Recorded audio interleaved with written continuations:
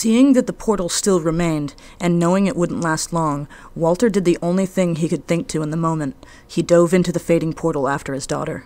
In an instant, he was somewhere else entirely, but the quickness of his action left him within both view and reach of Remy. With lightning swiftness, he snatched his daughter from the leading hand of the older dark-blood elf and brought her swiftly to his body to embrace, having only a moment to take comfort in her safety before his eyes flashed open to better take in the danger he may have walked into.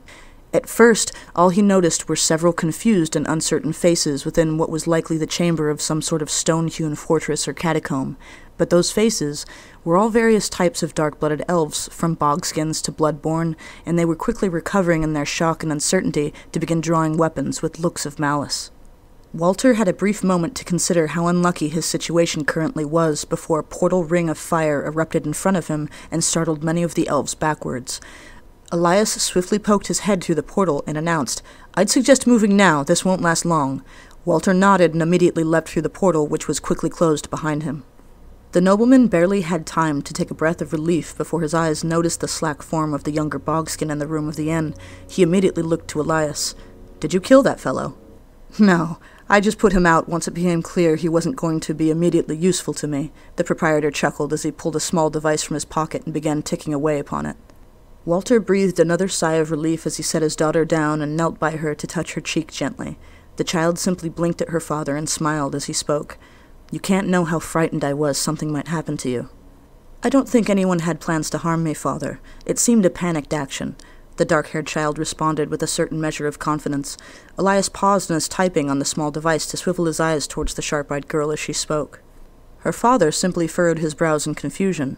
"A panicked action? How so?" "The Ventrali have been using the Darkbloods as doers of ill deeds for some time now, but the Ventrali were running out of currency. They abducted me and told the Darkbloods I could be ransomed for a large sum in payment for recent deeds. Emptying the cargo holds in Port Marion was one," Remy replied before yawning slowly. "Well, that explains our missing goods, doesn't it?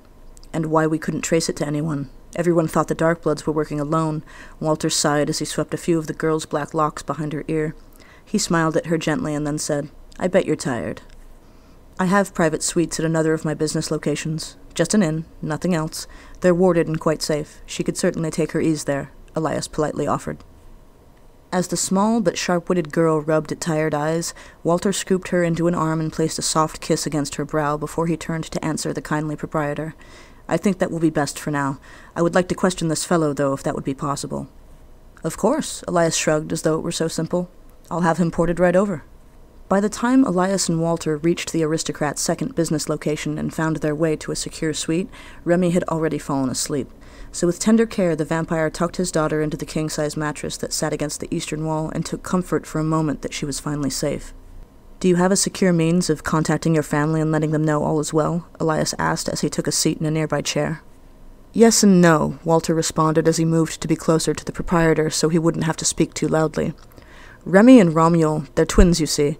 Due to that, their telepathic connection is rather secure, assuming no enemies are nearby to dredge their minds.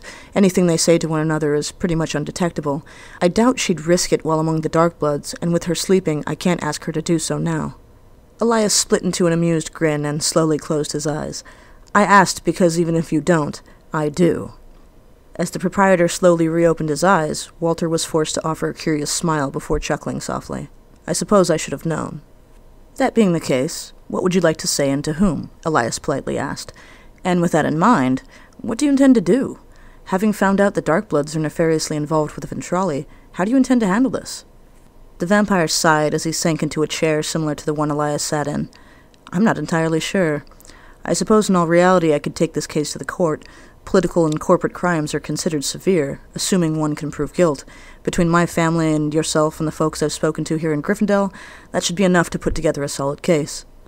"That could take months, if not years. What manner of justice is that?" Elias slowly shook his head as he shrugged very sadly. Walter was forced to pause and blink before asking, "How would you have me handle it?" "Well," Elias leaned forward and set his elbows upon his knees, "I'll not tell you how to go about your business, Sire Walter, but I can tell you what I'd do in your place. I don't like treachery. I deal with enough sordid business that I've encountered a wealth of it, and at this stage in my career, I treasure my ability to trust my staff. As I said before, I work with the Ventrali. We have a number of live business contracts. Hiring thugs and then attempting to use them as a means to sell the abducted daughter of an influential politician sort of negates all of them. I'm going to be honest, the Darkbloods concern me little because they are literally a means to an end and I can likely bribe them to my employ. But the Ventrali? I warned them if something like this ever occurred, I'd make sure they regretted it. The suddenly serious tone of the businessman's voice caused Walter's brows to crease slightly forward. If you're planning to have them massacred, I can't be a part of that. But then Elias chuckled and leaned back in his chair. Not at all. Killing is such a messy business, and it's often counterproductive to other goals. No. I thought it would be far more interesting to back the rats into a corner, funnel them all into a cage. Walter was forced to chuckle softly in response. My apologies. I suppose I shouldn't assume the worst of you. Please. Elias stood slowly to straighten his coat. Walter stood too, out of polite habit. Assuming the worst likely gets close to the core of my character. He then chuckled softly before lifting a hand and finger as though he remembered something. And on that note, he then gestured Walter follow him out of the suite, which the vampire did with polite curiosity. Knowing the suites were secure and warded left him with little reason to fear leaving Remy alone, so when Elias led them to the neighboring unit, he gestured to the bogskin they'd taken hostage from the Silver Sun, neatly tied and gagged and wriggling on the floor, though the fellow froze and panicked when the two noblemen arrived.